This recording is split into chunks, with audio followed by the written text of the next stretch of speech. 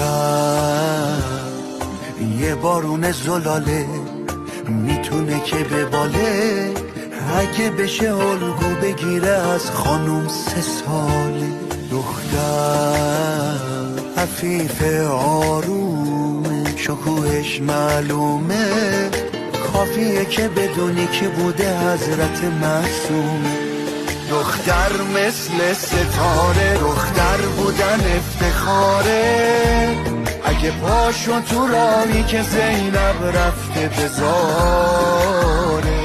دختر یعنی پدیده، خورشید امیده، دختر رو خدا به باباهای مهربون هدیه میده. خوش به عالمه، خوش به عالمه.